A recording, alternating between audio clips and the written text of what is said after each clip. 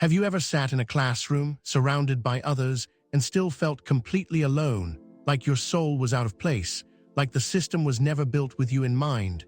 Maybe you stared out the window not because you were bored, but because your spirit was reaching for something more, something real, something that couldn't be found in the pages of a textbook.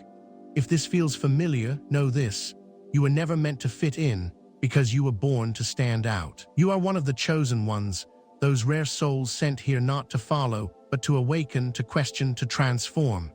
In a world that worships uniformity, chosen ones are anomalies. You didn't think like the others. You didn't feel like the others. And from a very early age, the systems around you, especially school, made you question your worth because you didn't perform the way they expected. You may have been told you were lazy, distracted, unmotivated, or even not that smart. But the truth is, your intelligence couldn't be measured by their standards. You were on a higher frequency, vibrating with a wisdom they couldn't recognize. This message is for every chosen soul who sat silently in class wondering why they didn't belong. It's for every spirit who daydreamed their way through lectures, who questioned every fact taught to them, who searched for meaning while others chased grades. You didn't fail school. School failed to see who you truly are. In this video, we'll explore 8 powerful reasons why chosen ones were not the brightest in school, but were always the brightest in life. If you feel this message speaking directly to your soul, type 1111 in the comments and let it be your sign that you were never wrong, just misjudged. Your path is divine, and your story is still unfolding. You learn through energy, not instruction. The world teaches through repetition.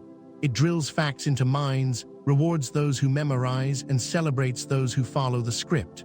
But chosen ones don't operate like that. Your learning style is not mechanical, it's vibrational.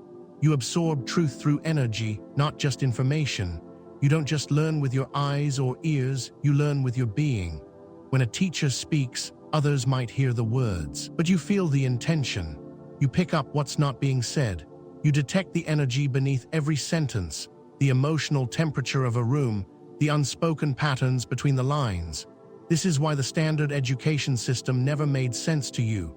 It tried to teach you with cold facts, but your mind was wired to decode the warmth of spirit.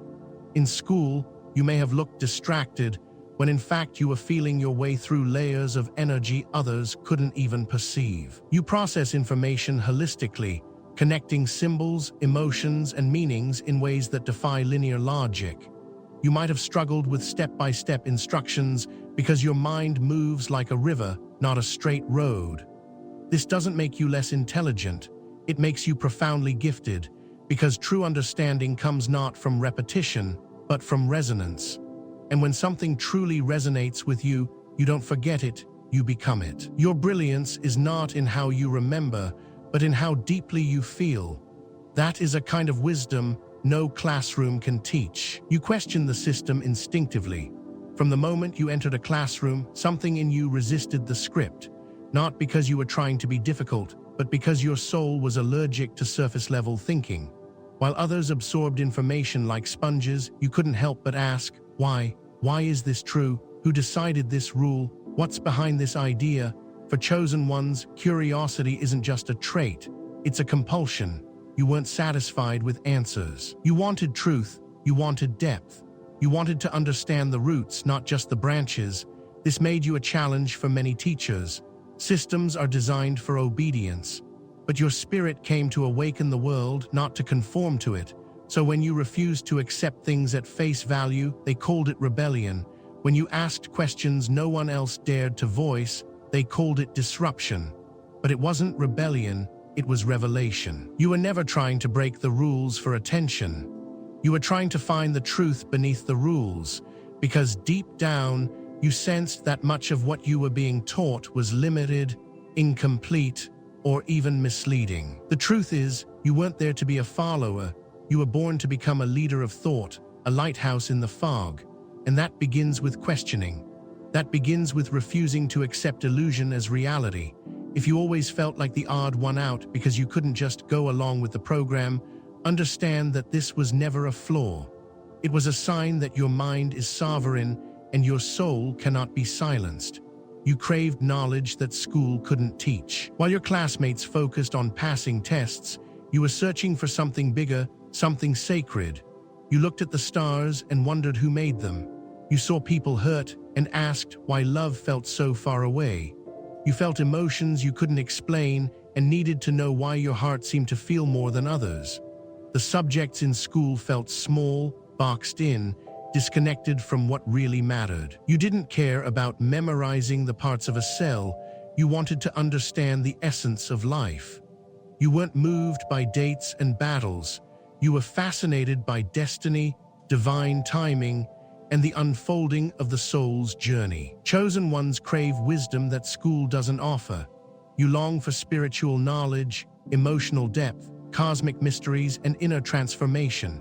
You want to know why you were born, why suffering exists, how healing happens, and what lies beyond this world. This hunger is ancient. It comes from a soul that has walked many lifetimes, and it refuses to be fed crumbs when it knows there's a banquet of truth waiting to be found. This is why traditional school felt so empty. It never spoke to the deeper questions inside you. But you must understand, your curiosity wasn't wrong. It was sacred. Your boredom wasn't a problem, it was prophecy.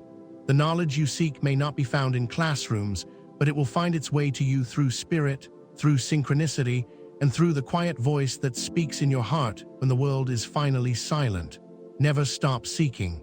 The universe has answers written in places no textbook could ever reach. You couldn't pretend to care about what didn't matter. There's a certain kind of emptiness that fills the room when the soul is forced to engage in something it doesn't believe in. Chosen ones feel this more deeply than most. In school, you were often handed tasks that had no heart, no meaning, no connection to anything real, memorizing dates you would never use, writing essays about things you didn't care about, solving formulas that held no spiritual weight. And no matter how hard you tried, you simply couldn't fake it. Your spirit rejected what felt hollow. You weren't being lazy. You weren't unmotivated. You were disconnected. For chosen ones, motivation doesn't come from pressure, it comes from purpose. You need to feel what you're doing. You need to see the beauty, the meaning, the truth behind it. When school asked you to care about superficial rewards, grades, trophies, gold stars, you felt like you were being asked to trade your soul for approval. That's a deal your spirit was never willing to make, and so your lack of interest was labeled a failure. But in truth, it was a hidden strength. The inability to engage with what doesn't matter is a compass pointing you toward what does. It's not a flaw, it's divine guidance. The world tried to shame you for not caring, but you were actually protecting your inner fire. Because once that fire is lit by something real, something meaningful, it burns with a brilliance no school system can contain. You were never meant to be motivated by the surface. You were born to be driven by the soul. You were overwhelmed by the energies around you. Classrooms aren't just filled with desks and chalkboards. They are filled with energy, layers and layers of unspoken tension, buried emotions, fear of failure, competition, noise, and expectations. Most people don't notice it, but you did. You felt it all. As a chosen one, your spirit is sensitive, not weak, but aware. You didn't just see what was happening in the classroom, you absorbed it. The anxiety of your classmates, the irritation of the teacher, the invisible weight of judgment lingering in the air. You took it in, even when you didn't want to. This is why school made you tired in ways no one could explain, why your head ached, your stomach churned, or your emotions felt unsteady after a day of just sitting in class. It wasn't the subject matter that drained you, it was the unseen emotional storm swirling all around you. You were a spiritual sponge, in an environment soaked with unresolved energy. Chosen ones are not only mentally aware, they are energetically alive. You walk into a room and feel what others suppress. And in a school system that prioritizes logic and structure over emotion and energy, there is no space to process that. So you shut down, drifted off, or withdrew, not because you were disengaged, but because you were overwhelmed. You didn't fail to focus. You succeeded in sensing more than others could imagine. And that, in itself, is a form of higher intelligence the system never knew how to measure. You couldn't believe in the illusion. From a young age, something inside you whispered, "This isn't the whole truth." While your classmates chased high grades, academic awards, and external approval, you sensed that it was all a performance. You watched people follow rules they didn't understand, strive for goals that didn't fulfill them, and measure worth through numbers and praise. But your soul never bought into it. You didn't want to win the system, you wanted to understand the truth beneath it.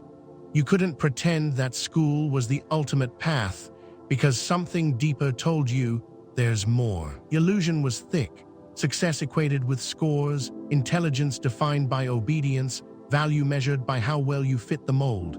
But you didn't fit. And instead of trying to shrink yourself, you questioned why the mold existed in the first place. That's what makes you a chosen one. Not because you rejected school, but because you saw beyond it. You understood, even if only subconsciously, that true wisdom isn't about knowing the answers on the test. It's about knowing yourself, your purpose, your power. So while others ran toward titles and validation, you often stood still, watching, wondering, waiting, not because you lacked direction, but because you refused to build your life on foundations that weren't real. That refusal was your soul's way of keeping you aligned with your higher mission. The illusion was strong, but your inner truth was stronger. And even if they never understood you, even if they labeled you lost, you were simply refusing to get lost in a game that was never made for your spirit. You weren't disengaged from the world, you were awakened to a deeper one. You were always dreaming beyond the walls. While others were focused on the chalkboard, your mind was wandering through distant galaxies. While your classmates were taking notes, you were silently building entire worlds in your imagination. You weren't trying to escape reality, you were exploring truth in a deeper, more profound way. For chosen ones, daydreaming isn't a distraction. It's a form of divine communication. It's the soul's way of expanding beyond the limits of the physical world. The classroom might have tried to confine your attention to a small box of facts and instructions, but your spirit refused to be boxed in. You weren't bored, you were reaching higher. You weren't lost, you were being found in places unseen by others. Daydreams were not meaningless fantasies for you. They were windows into your higher purpose, into future timelines, into visions of who you were meant to become. You could see yourself creating, healing, leading, transforming. And though no one else could see it, you were already practicing your destiny in silence. But because the system didn't value imagination, your dreaming was mistaken for disobedience. Your creativity was called inattentiveness. And yet, that imagination has always been one of your greatest powers. It's how you tune into divine guidance, how you make sense of what others can't see, and how you channel wisdom far beyond your years. You weren't drifting away, you were awakening. Your daydreams weren't escapes, they were previews. You weren't disinterested in the world, you were just more interested in the truth that lay beyond its walls. You were born for a path school could never define. Everything about your soul speaks of purpose, but not the kind the world is used to, not the path of resumes, promotions, and neatly drawn plans. Yours is a path of divine timing, spiritual awakening, and soul-aligned missions. That's why school never felt like home. It was never designed for you. You weren't meant to be shaped by systems. You were meant to shift systems. You came here not to fit in, but to realign what has been lost. The classroom could never contain what your spirit came here to do. While the world tries to assign everyone a place, a label, a number, you move by intuition. You follow invisible rivers of meaning that others can't see. You are pulled not by logic, but by calling. This is why school couldn't evaluate you accurately.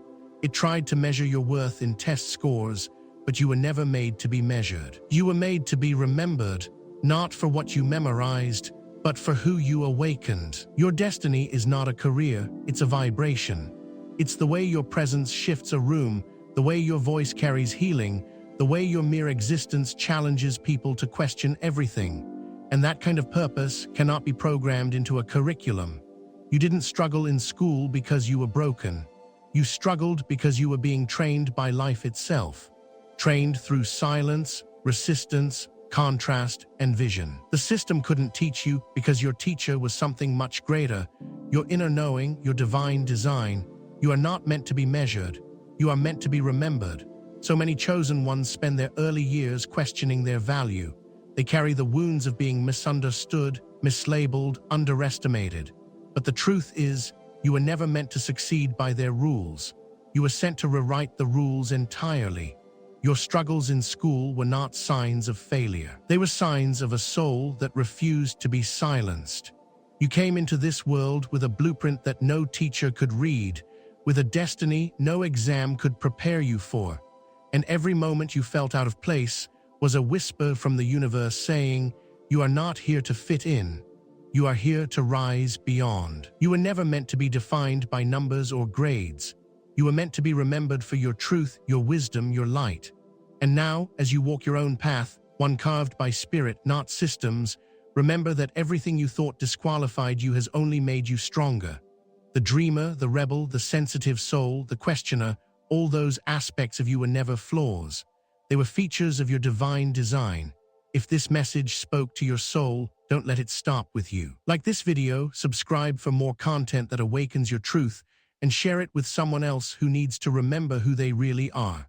And if you felt seen in these words, type 1111 in the comments as a sign of confirmation, alignment, and divine timing. Until next time, chosen one, stay grounded in your light, stay loyal to your soul, and never forget, your story was never meant to be graded. It was meant to be glorious.